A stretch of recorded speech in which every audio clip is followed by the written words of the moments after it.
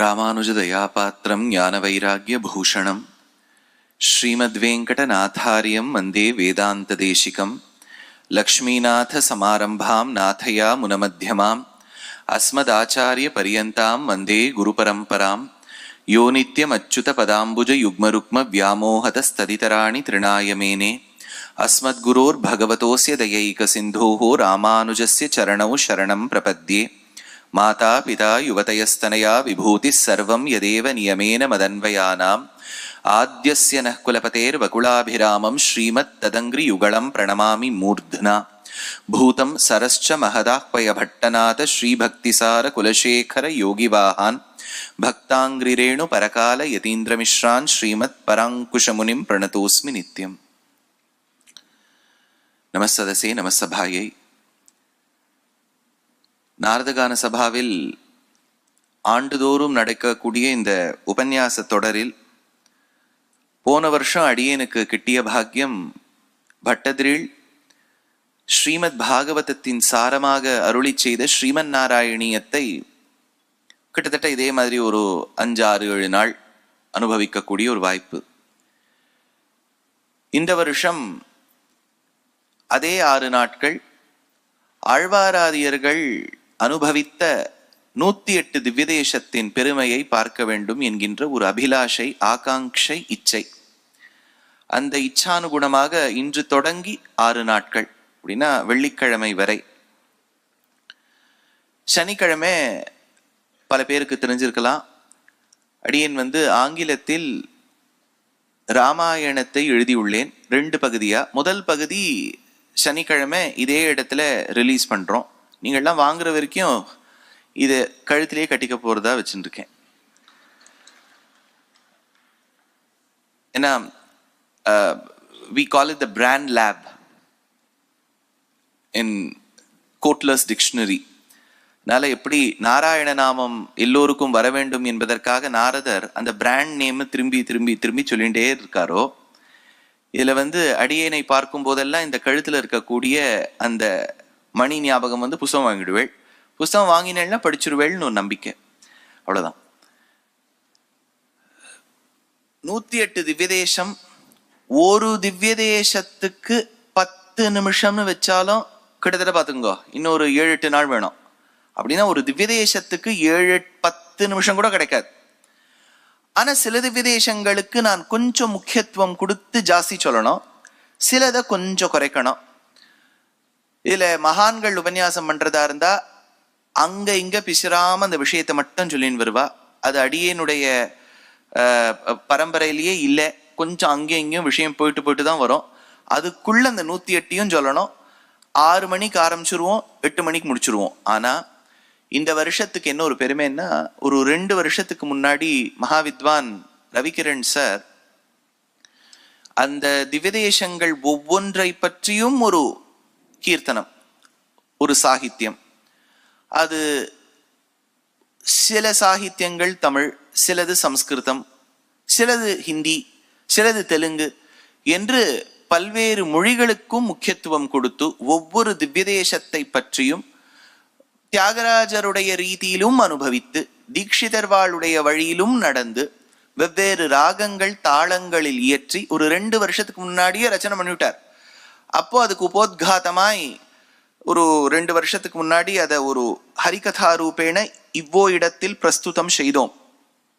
அப்புறம் 2 வருஷத்துல அவருடைய சிஷ்யர்கள் பிரசிஷ்யர்கள் எல்லோரும் பாடி மறுபடியும் இந்த வருஷம் இந்த 6 நாட்கள் எப்படி அமைஞ்சுடுத்துனா, முதல் ஒரு 1/2 மணி நேரம் 3/4 மணி நேரம் அவருடைய சிஷ்யர்கள் அதே சாகித்யத்தை பாட, அதற்கு அனுகுணமாக அடுத்த 2 மணி நேரம் அடியனுடைய உபன்யாசம் ஏற்பட வேண்டும் என்பது பகவன் நியமனம். ஒரு 6 நாட்களா அமைஞ்சிருக்கு. அதனால I'm sure a lot of you will be extremely devoted to சாஸ்திரிய சங்கீதம்.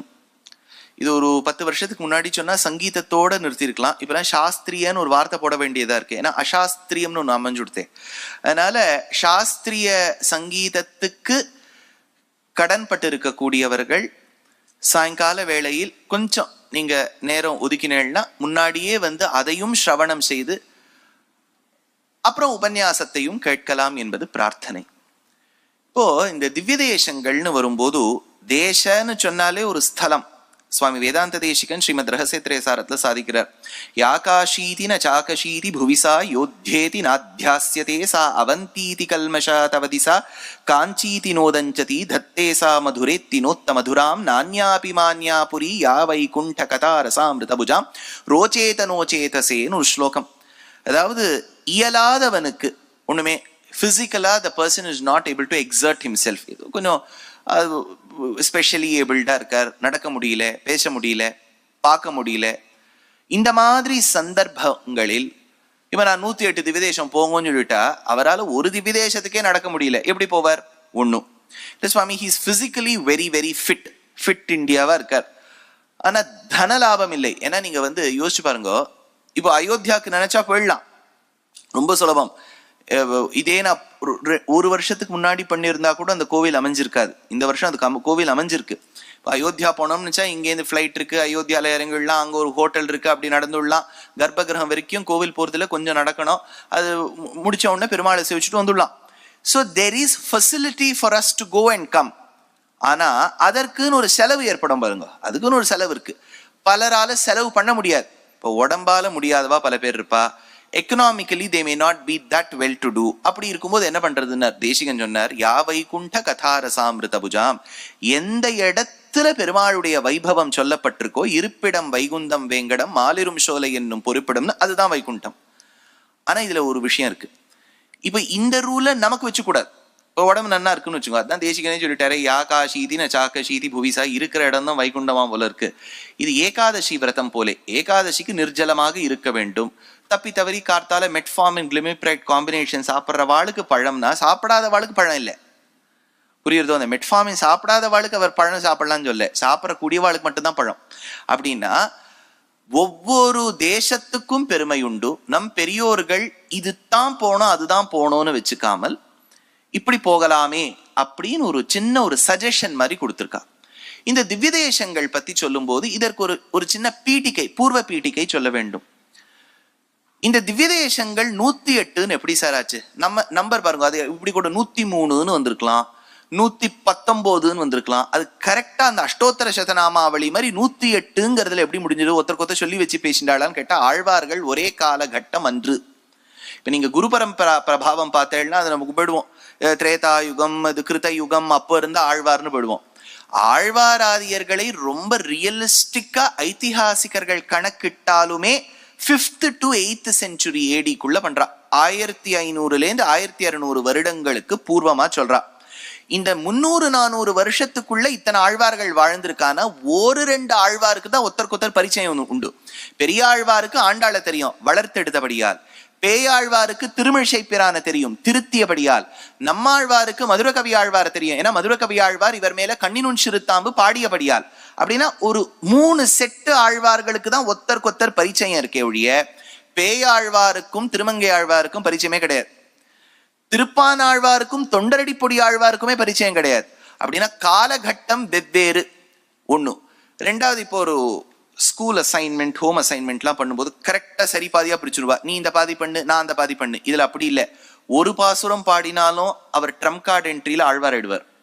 பாவம் 1000 பாடினாலும் நம்மாழ்வார், அவரும் ஒரு ஆழ்வார். இப்போ பட்டம் ஈக்குவல் டிஸ்ட்ரிபியூஷனே கிடையாது. நம்மாழ்வாரும் திருமங்கை ஆழ்வாரும் 1000 சொச்சம் பாசுரங்கள் பாடியிருக்கா. மதுர கவியாழ்வார் மொத்தமா பாடினதே 10, கணினுன் சிறுத்தாம்பு. அதுவும் பாடினது நேர பெருமாளையே கிடையாது, ஆச்சாரியனை பாடியிருக்கார். ஆச்சாரியனை பாடியிருக்கார், கம்மியான பாசுரங்கள் பாடியிருக்கார், ஆனா 4000 வந்துட்டார். அப்படின்னா இதுல there is no uniform rule to decide that he or she will be called an Alvar only if they do this. இந்த ஆழ்வார்கள் கோஷ்டியை தவிர்த்து சில ஆழ்வார்கள் நம்ம கேள்விப்படுவோம். சக்கரத்தாழ்வார், கூரத்தாழ்வார், அவள்லாம் யார் சுவாமினா? கேள்விப்பட்ட மாதிரி இருக்கா? நானா ஏதாவது இல்லாத சந்தேகத்தை கிளப்பிடுறேனா? இல்ல இந்த மாதிரி ஏதாவது சந்தேகம் வந்திருக்கா? ஏன் சக்கரத்தாழ்வார சொல்றோம்? விபீஷன் ஆழ்வான், பிரஹ்லாத் ஆழ்வான், இவரெல்லாம் யாருன்னு கேட்டா, ஆழ்ந்து கிடப்பவர்கள் ஆழ்வார்கள். those who are immersed in unadulterated devotion are referred to by the verb ஆழ்ந்து. அது ஆழ்ந்து கிடப்பவர்கள் ஆழ்வார்கள் ஆகலாம், ஆழ்வான்கள் ஆகலாம். இப்போ ஒண்ணுமே இல்லை, ராமானுஜருடைய முக்கியமான சிஷ்யர் கூரத்தாழ்வான், அவர் இந்த கோஷ்டியில வரமாட்டார். கூரத்தாழ்வானுக்கு ஒரு அப்பா இருந்தார், அவருக்கு கூரத்தாழ்வார். அவர் குடும்பத்துல அவ்வளவு குழப்பம். இப்ப நீங்க பாஸ்போர்ட்லாம் பார்த்தீங்கன்னா கூரத்தாழ்வார் கூரத்தாழ்வான்னு இருக்கும். ஏன்னா அப்பா பேரு கூரத்தாழ்வார், பிள்ளை பேரு கூரத்தாழ்வான். ரெண்டு பேரும் ஆழ்ந்து கிடந்தவர்கள், ஆனா ரெண்டு பேருமே ஆழ்வார் கோஷ்டி இல்லை. புரியுறதோ நான் சொல்றது? அதனால do not come to a generic rule that if the word Azhwan or Azhwar comes, they have to be a part of this group. அவ ஈக்குவலி டிவோட்டட். ஆனா இந்த குரூப் வந்து ரொம்ப எக்ஸ்க்ளூசிவ் கிளப். 12க்கு மேல இன்க்ரீஸே ஆகாது. 12+1 ராமானுஜரை சேர்த்துக்கலாம்னு சில ஆச்சாரியர்கள் அதுல நிர்வாகம் பண்ணி வச்சிருக்கா. அப்படின்னா இவ்வளவு ஆழ்வார்கள் இருந்திருக்கா. இந்த ஆழ்வார் என்ன பண்ணுவார், சும்மா ஒரு ஆழ்வார் ஏன்னு வச்சுக்கோங்க, அது எந்த ஆழ்வார்னு சொல்ல வேண்டாம், ஏதோ ஒரு ஆழ்வார், ஆழ்வார் நம்பர் ஏ. அவர் ஒரு திவ்யதேசத்துக்கு போவார், பெருமாளை பாடிடுவார். பாடின ஒண்ணு எழுதியே வைக்க மாட்டார், அவர் பாடிட்டு வந்துருவார். அடுத்த ஆழ்வார் அதே திவ்யதேசத்துக்கு வருவார், அந்த பெருமாளை பாடுவார். இப்ப அவர்கள் பாடிய பாசுரம்லாம் நமக்கு எப்படி கிடைக்கிறதுனா, நாதமுனிகள்னு ஒரு ஆச்சாரியன் இருந்தார். அந்த நாதமுனிகளுடைய அனுகிரகத்தால் தான் நமக்கு அத்தனை பாசுரமுமே கிடைச்சது. அப்படின்னா இந்த ஆழ்வார் பாடிட்டு வந்துருவார். இது ஒரு ஃபர்ஸ்ட் ப்ராப்ளம் வச்சுங்க. அவர் போவர், பாடுவர், ரெக்கார்டே பண்ண மாட்டார், எழுதியும் வைக்க மாட்டார், டேப் ரெக்கார்டர்லயும் ரெக்கார்ட் பண்ண மாட்டார், வந்துருவார். ரெண்டாவது, இந்த திவ்ய தேசத்துக்கு போய் இதை பாடினேன்னு சொல்லவே மாட்டார். இப்போ ஒண்ணுமே இல்லை. இப்போ கோழியும் கூடலும் கொண்ட கோவலரே ஒப்பர்.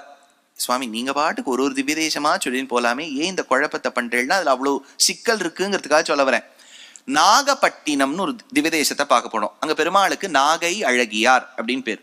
அந்த நாகை அழகியாரை பாடும்போது அப்ப திருமங்கை ஆழ்வார் என்ன பண்ணணும், பொன்னிவர் மேனி மரதகத்தின் பொங்கலம் சோதி அகலத்தாரம் மின்னிவர் வாயில் நல் வேதம் ஓதும் வேதியர் வானவராவர் தோழி என்னையும் நோக்கி என் நல்குலும் நோக்கி என் கொங்கையும் நோக்குகின்றார் அன்னையின் நோக்கும் அஞ்சுகின்றேன் அச்சோ ஒருவர் அழகியவா. அந்த பெருமாளுடைய வடிவழக பாடணும். பாடும்போது ஒரு பாசுரத்துல என்ன பண்ணிவிட்டார், கோழியும் கூடலும் கொண்ட கோவலரே ஒப்பர். இப்ப என்ன வார்த்தை வந்து பாருங்க, கோழியும் கூடலும் கொண்ட. கோழியும்னு நீங்க என்ன நினைப்பீள்? Very good. கோழியும்னா பொதுவா என்ன நினைப்பானா, கோழின்னு ஒரு பறவைன்னு நினைப்பா. கோழியும்னா ஒரு திவ்யதேசத்தையே பாடிவிட்டார். கோழியும்னா உறையூர். அந்த உறையூர் திவ்யதேசமானதுக்கு காரணம் இந்த ஒரு வார்த்தை கோழியும், வேற எங்கேயுமே ரெஃபரன்ஸ் இல்லை. சரி சுவாமி, இது கோழியும்ங்கிறது கோழியூரான உறையூரைத்தான் சொல்றதுன்னு உங்களுக்கு எப்படி தெரியும்? எனக்கு தெரியாது. யாருன்னா பெரியவாச்சான் பிள்ளைன்னு ஒரு பெரிய வியாக்கியான சக்கரவர்த்தி 900 வருஷத்துக்கு முன்னாடி இருந்தார். அவர் வியாக்கியானம் பண்ணும்போது என்ன பண்ணியிருக்கார், கோழியும் என்றால் உறையூர்னு எழுதி வச்சுட்டார். அவ்வளவுதான். இப்போ பெரியவாச்சான் பிள்ளை வியாக்கியானம், நம்பிள்ளை வியாக்கியானம், தேசிகன் வியாக்கியானம், வடக்கு திருவீதி பிள்ளையினுடைய அனுபவம், இதெல்லாம் வைத்துக்கொண்டு ஓரளவுக்கு நமக்கு தெரிய வந்து ஆழ்வார் இதெல்லாம் பாடியிருக்கார். இது எப்படி தொகுக்கிறது, அதுக்கு இன்னொருத்தர் சுவாமி வந்தார். அவருக்கு பிள்ளை பெருமாள் ஐயங்கார்னு பேர். அவர் என்ன பண்ணார், இதெல்லாம் பிரிக்கணும். அஞ்சரை பெட்டியில பிரிக்கிற இதெல்லாம் வந்து கடுகு, இதெல்லாம் ஜீரகம், இதெல்லாம் மிளகு அப்படின்னு பிரிச்சு பிரிச்சு வைக்கணும் பாருங்க. இப்ப திவ்யதேசத்தை பிரிக்கணும். எப்படி எல்லாம் பிரிக்கலாம்? திருமங்கையாழ்வார் பாடின திவ்யதேசங்கள்னு பிரிக்கலாம். ஆனா அதுல ஒரு ப்ராப்ளம் உண்டு. திருமங்கையாழ்வார் பாடின திவ்யதேசங்கள் அவர் மட்டும் பாடிய திவ்யதேசங்கள் அன்று. அவர் பாடின திவ்யதேசத்தை திருமழிசை ஆழ்வாரும் சேர்த்து பாடியிருப்பார். புரியுறதோ நான் சொல்றது? அப்ப என்ன ஆகும், இதுல வருது அதுலயும் வந்துடும். ஒரே டப்பால சீரகமும் இருக்கு மிளகும் இருக்குன்னா என்ன பண்றது? அடுத்தது என்ன பண்ணலாம், இன்னொரு விதமாக பிரிக்கலாம். பெருமாள் நின்ற கோலத்தில் இருக்கக்கூடிய பெருமாள் இருக்கக்கூடிய கோவில்னு வைக்கலாம். இப்ப உப்பிலியப்பன் நின்றுட்டு இருக்கார், வெங்கடாஜலபதி திருப்பதியில நின்றுட்டு சேவை சாதிக்கிறார். திருக்காட்கரை அப்பன் எர்ணாகுளத்துக்கு வடக்குல இருக்கக்கூடிய பெருமாள் நின்று சேவை சாதிக்கிறார். இவாள்லாம் நின்ற திருக்கோலம். ஆனா ஒரு ப்ராப்ளம், திருநீர்மலை போனேன்னு வச்சுக்கோங்க, 4 உண்டு. நின்றான், இருந்தான், கிடந்தான், நடந்தான், ஆவது நீர்மலையே. அப்ப என்ன ஆயிடும், அந்த திவ்யதேசம் 4 கேட்டகரியிலயும் வந்துடும். அப்போ உங்களுக்கு என்ன ஆயிடும், 108ன்னு வராது, 178ன்னு வரும். ஏன்னா நீங்க அப்படி கணக்கு வச்சுட்டேன்னா பெருமாள் எந்த கோலத்துல இருக்காருங்கிறத வச்சு பிரிச்சாலும் ப்ராப்ளம் வந்துடும். எந்தெந்த ஆழ்வார்கள் பாடியிருக்காங்கிறத வச்சு பிரிச்சாலும் ப்ராப்ளம் வந்துடும். பின்ன எப்படி பிரிக்கிறதுன்னு பார்த்தா, இந்த பிள்ளை பெருமாள் ஐயங்கார் என்ன பண்ணிட்டார், ஜாகிரபியில ரொம்ப கெட்டிக்காரர். நதி இணைச்சோமோ இல்லையோ, whether we have interlink the rivers or not, மேப்பை பார்த்தார். ஓஹோ, அங்க கங்கை ஓடுறது, இங்க யமுனா ஓடுறது, இங்க காவேரி ஓடுறது, ஓடி இருந்து போல இருக்கு அந்த காலத்துல. அதனால காவேரி இங்க ஓடுறது, இங்க பாலாரும் ஓடி இருக்கு போல இருக்கு. காவேரி கூட ஓடிடும், பாலார் ஓடவே ஓடாது. ஆனா இங்க பாலார் ஓடுறது, இங்க கிருத்தமாலா வைகை ஓடுறது, இங்க தாமிரபரணி ஓடுறது. அப்படின்னா ரிவர் வேலி சிவிலைசேஷன் ஒரு கான்செப்ட் இருக்கு இல்லையா? காவேரிக்கு வடக்கே தெற்கே, பாலாற்றங்கரைக்கு வடக்கே தெற்கே, தாமிரபரணிக்கு வடக்கே தெற்கேங்கிறத வச்சு மன்னர்கள் ஆண்ட தேசத்தை வச்சு பிரிச்சார். அப்போ காவேரி பிரவகிக்க கூடிய திவ்யதேசங்கள் சோழ நாட்டு திவ்யதேசங்கள், பாலார் போன்ற உன்னதமான நதி பிரவகிக்கக்கூடிய திவ்யதேசம் தொண்டை நாட்டு திவ்யதேசம், பல்லவ மன்னர்கள் ஆண்ட தேசம். வைகை என்கின்ற கிருத்தமாலாவும் தாமிரபரணி என்கின்ற நதியும் பிரவகிக்கக்கூடிய திவ்யதேசம் பாண்டிய நாட்டு திவ்யதேசங்கள். அப்போ தொண்டை நாடு பல்லவ நாடாயிடுத்து, சோழ நாடு காவேரி இருக்கக்கூடிய நாடாயிடுத்து, வைகை கிருத்தமாலான்னு சொல்லக்கூடிய கீழே தாமிரபரணி இருக்கக்கூடிய இடம் பாண்டிய தேசம் ஆயிடுத்து. அப்போ தொண்டை சோழ பாண்டிய மேப்பை போட்டுட்டார். பார்த்தா நட்ட நடுப்புல ஒண்ணு வெள்ளையா உட்கார்ந்துட்டு இருக்கு. இது அதுலயும் வரல இதுலயும் வரல. என்ன பேர் வைக்கிறதுன்னு பார்த்தார். பெண்ணையாத்தங்கரையில இருக்கக்கூடிய திவ்யதேசங்கள் நடுநாட்டு திவ்யதேசங்கள்னு 2 பேர் வச்சார். ஆச்சா, அப்புறம் கொஞ்சம் இந்த பக்கம் பார்டருக்கு அந்த பக்கம் வந்தார். ஏன்னா திக்கா வெஸ்டர்ன் காட்ஸ் வந்துடுத்து. அப்போ ஒரு நதி ஓடியது, பெரியாறு நதி. அப்போ அந்த பெரியாறுங்கிற நதி மேலையும் கீழையும் இருக்கா. அப்போ குலசேகரன் அவர் பிறந்த ஊரை சுத்தி, கொடுங்கலூரை சுத்தி இருக்கு. திரும்ப அந்த திவ்யதேசங்கள் எல்லாம் பார்த்தார். பார்க்கும்போது 13 திவ்யதேசங்கள் வந்தது. திருநாவாய் தொடங்கி நாகர்கோவில் கிட்ட திருவன்பரிசாரம்ங்கிற திவ்யதேசம் வரை 13 வந்தது. இதுக்கெல்லாம் சேர்த்து வச்சு மலைநாட்டு திவ்யதேசங்கள்னு பேர் வச்சார். ஏன் சுவாமி, ஏன் மலைநாடுன்னு சொன்னா கேரள நாடுன்னு வைக்க கூடாதா, சேர நாடுன்னு வைக்க கூடாதுன்னா, இதெல்லாம் மலைகள் இருக்கக்கூடிய பிரதேசம், மலைநாடு திவ்யதேசம்னு பேர் வச்சார். இப்ப கொஞ்சம் அப்படி இந்த மேப் போட்டு பார்த்தா அங்க அங்க அங்க அங்க ஒன்னொன்னா இருந்தது. இங்க கொஞ்சம் அங்க கொஞ்சம் அங்க கொஞ்சம் இருந்தது.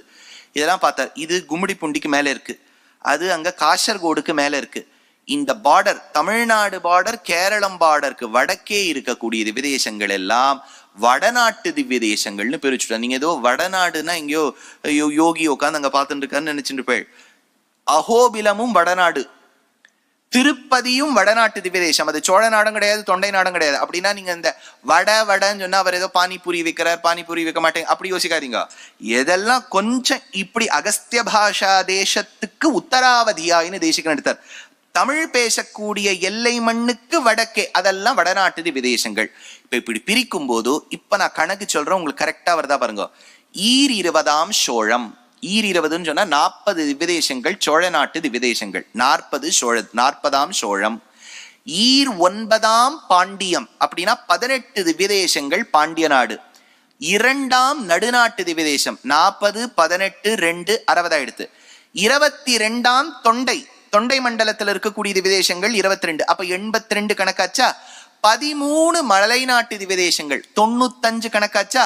11 வடநாட்டு திவ்யதேசங்கள் சிங்கவேல் குன்றம்ங்கிற அகோபிலம், திருப்பதிங்கிற க்ஷேத்திரமெல்லாம் தொடங்கி முக்திநாத் ஈராக 11 திவ்யதேசங்கள். அப்ப 106 ஆச்சா.